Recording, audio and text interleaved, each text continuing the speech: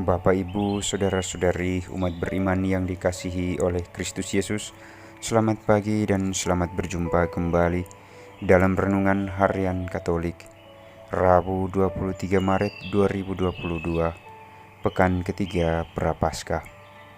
Mari kita awali hari baru dan renungan kita dengan tanda kemenangan Kristus. Dalam nama Bapa dan Putra dan Roh Kudus.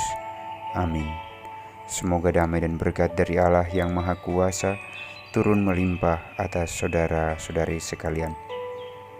Umat Allah yang dikasihi oleh Kristus Yesus, marilah kita siapkan hati kita untuk mendengarkan sabda Tuhan. Tuhan bersamamu dan bersama rohmu. Inilah Injil suci menurut Matius. Dimuliakanlah Tuhan. Dalam khotbah di bukit, Yesus berkata kepada murid-muridnya, "Janganlah kamu menyangka bahwa aku datang untuk meniadakan hukum Taurat atau kitab para nabi. Aku datang bukan untuk meniadakannya, melainkan untuk menggenapinya. Karena aku berkata kepadamu, sungguh, selama belum lenyap langit dan bumi ini, satu iota atau satu titik pun tidak akan ditiadakan dari hukum Taurat sebelum semuanya terjadi. Karena itu, siapa yang meniadakan salah satu perintah Taurat sekalipun yang paling kecil dan mengajarkannya demikian kepada orang lain, ia akan menduduki tempat-tempat yang paling rendah dalam kerajaan surga. Tetapi siapa yang melakukan dan mengajarkan segala perintah Taurat, ia akan menduduki tempat yang tinggi di dalam kerajaan surga." Demikianlah sabda Tuhan. Terpujilah Kristus.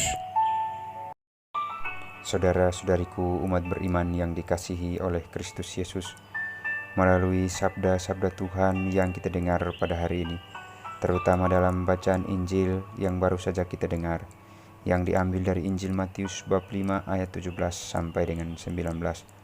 Di sana kita mendengar bahwa kedatangan Tuhan Yesus ke dunia ini bukan untuk meniadakan hukum Taurat atau kitab para nabi, melainkan kedatangannya ini untuk menggenapi hukum Taurat dan kitab para nabi. Sehingga Yesus mengatakan kepada para muridnya demikian bahwa karena itu siapa yang meniadakan salah satu perintah Taurat sekalipun yang paling kecil dan mengajarkannya demikian kepada orang lain, ia akan menduduki tempat-tempat yang paling rendah di dalam kerajaan surga. Tetapi siapa yang melakukan dan mengajarkan segala perintah Taurat, ia akan menduduki tempat yang tinggi di dalam kerajaan surga. Jadi melalui bacaan Injil ini, kita diundang dan disadarkan oleh Allah bahwa memiliki sikap ketaatan di dalam melaksanakan sabda Tuhan adalah jalan menuju keselamatan kekal di dalam kerajaan surga. Sementara dalam bacaan pertama yang diambil dari kitab Ulangan, bab 4 ayat 1, dilanjutkan ayat 5 sampai dengan ayat 9. Di sana dengan jelas Musa mengatakan kepada bangsa Israel, agar bangsa Israel harus mentaati peraturan dan ketetapan Tuhan.